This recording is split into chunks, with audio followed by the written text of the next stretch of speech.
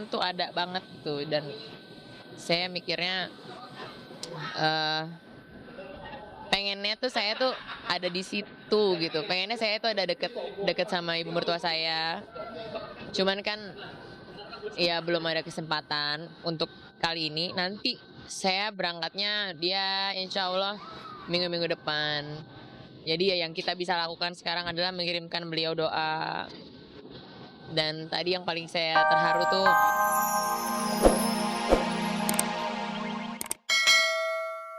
Yang bermakna bahwa anak laki-laki adalah gambaran sifat seorang ayah di masa lalu. Lantas, apakah sifat jahil komedian Sule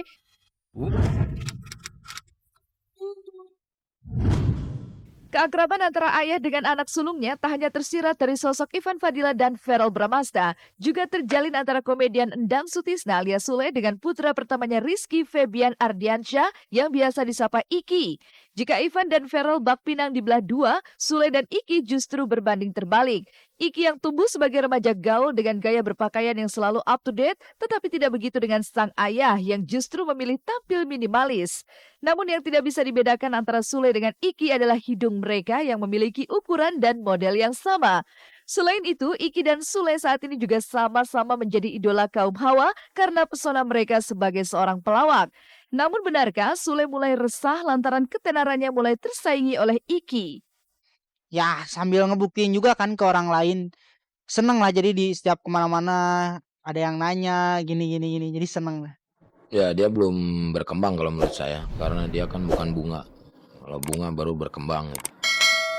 Kalau masalah digandrungi ya itu mah wajar lah, udah 15 tahun mau 16 tahun.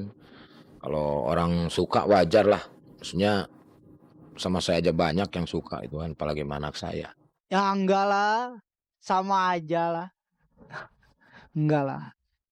Sebagai ayah, sudah tentu Sule tetap ingin dihormati oleh anak-anaknya. Namun melihat karir Iki yang bukan tidak mungkin akan menyusul Sule, lantas bagaimana cara Sule mensiasati hubungannya dengan Iki saat keduanya mesti tampil satu frame? Benarkah Sule tetap menjaga karismanya sebagai seorang ayah?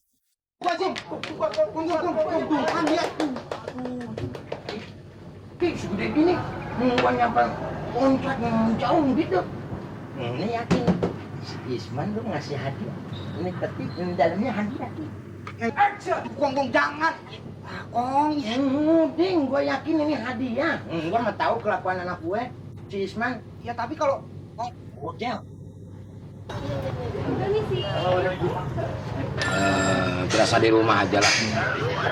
Ya, kalau ada anak kan mungkin lebih bisa saling memperhatikan gitu kan. Bapaknya kalau syuting seperti apa, apakah bapaknya kalau syuting main-main sama cewek atau apa ya kan lebih diperhatikan kalau seperti itu. Makanya saya mengajak anak saya seperti itu, dan biar Iki juga bisa terus mempelajari bagaimana caranya Bukan begitu, Ki. bermain yang benar itu seperti apa. ah, seneng lah jadi bisa ketemu setiap hari. Kalau saya nggak pernah misalkan mau main Ki ngomong ini ngomong ini. Kalau saya berjalan dengan apa adanya gitu, maksudnya ya udah dia di brief sama kreatif, udah saya sendiri gitu kan. Nanti udah di atas kita pengen tahu nih segimana dia cepatnya, istilahnya cepat tanggapnya atau apapun. Karena harus ada tempat, mau nggak mau. Percuma kalau kita menggunakan terus teori Ki melawak itu begini, ini begini. Kalau nge-host itu begini, begini, begini. Kalau ayah sih lebih ke disiplin sama tegas ya. Jadi kalau misalkan lagi waktunya bercanda ya bercanda, tapi kalau misalkan lagi belajar sama Iki terus ngebimbing Iki, Niki misalnya. Kalau di kamera harus gini gini gini, jangan gini gini jelek kelihatannya, gini siap. Tegas sih oh ya, ayah orangnya disiplin tegas. Misalkan syuting Iki suka duluan gitu ya, tanpa bareng sama ayah. Jadi ayah suka hati-hati, suka bilang pergaulan lah. Bukan jaminan jika berada satu lokasi guna menunaikan pekerjaan bersama dengan keluarga akan meringankan semua keperluan. Lihat saja Iki yang datang ke lokasi syuting dengan membawa 2 buah tas berisi segala keperluannya. Entah berbeda selera dengan sang ayah soal gaya hidup atau Sule memang tidak mau dipusingkan dengan semua bawaan Iki sebagai remaja gaul. Pemirsa, setiap hari kalau syuting Iki paling bawa tas kecil sama tas besar doang. Ya paling ini baju-baju doang, baju-baju buat syuting. Ini paling jam, charger, headset, sama batu baterai. Bahkan asisten Iki suka makanin batu baterai, jadi harus sedia terus. Melihat putra sulungnya telah mengikuti jejaknya menggeluti panggung hiburan tanah air sebagai bintang, Sule tetap pede jika keberhasilan Iki tak lepas dari didikannya.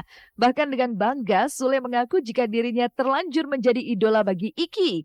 Namun bagaimana Iki menjaga nama besar Sule? Sampai kapan ia berada di bawah bayang-bayang nama besar ayahnya?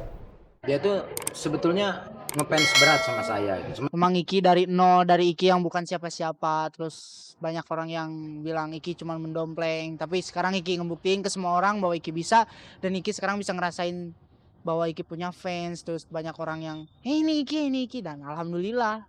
Iya bener, dan emang Iki ya terima kasih juga karena Maya dibantu, bukan dalam arti kata ngebantu hanya cuma namanya, tapi membantu buat Iki belajar dari nol. Terus emang cita-cita Iki tuh emang terjun ke dunia entertain, dan ayah pun terus ngasih semangat Iki, mama, semuanya pokoknya saudara-saudara ngasih semangat buat Iki, jangan hanya bisa mendompleng nama ayah doang, tapi Iki harus bisa ngebuktiin ke semuanya bahwa Iki bisa. Saya nggak pernah memberi bekal kepada dia ya, kecuali kalau misalkan dia dulu waktu SMP masuk sekolah saya kasih bekal buat sekolah.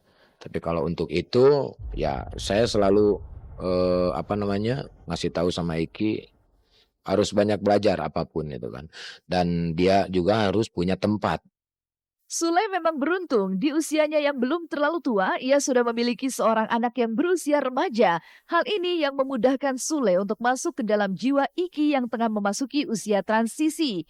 Di balik kepopulerannya, Iki tetaplah remaja dengan segala dinamikanya.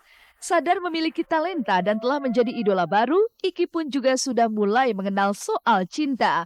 Lantas benarkah Sule khawatir jika urusan asmara akan mengganggu karir dan status Iki sebagai pelajar? Kalau untuk masalah pacaran, saya tidak pernah melarang dia untuk berpacaran, silahkan. Akan tetapi harus tahu batas dan norma. Kalau itu biar orang yang menilai lah. Enggak sih, emang Iki sekarang, kalau sekarang masih belum mau pacaran dulu karena emang mau fokus dulu sama karir, dan siapa yang mau sama Iki? Enggak. Emang Iki emang lagi fokus dulu sama karir, emang lagi belum mau pacaran lah, males. Jadi emang fokus dulu kan. Enggak terlalu ditanggepin sih kalau Iki, biarin aja. Paling kalau misalkan ada yang pengen disapa doang ya kita sapa aja, tapi kalau misalkan melebihi dari itu ya maaf aja gitu kan.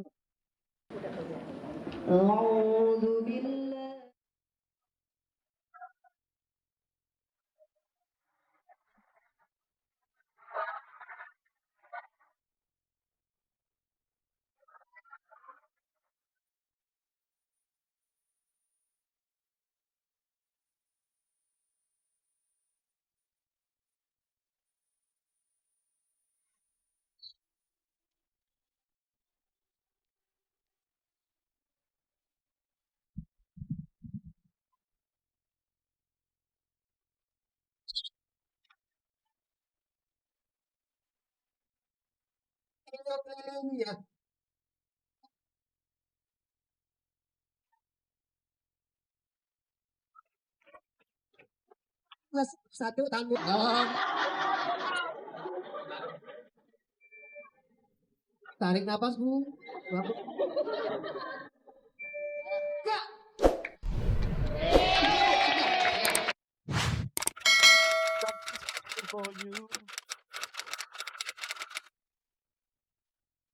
Dalam balutan suasana khusyuk, presenter Ayu Dewi bersama suaminya Regi Datau mengantarkan putri kecilnya Akila Dewi Humaira untuk meniup lilin yang tertancap di kue ulang tahun pertamanya kemarin.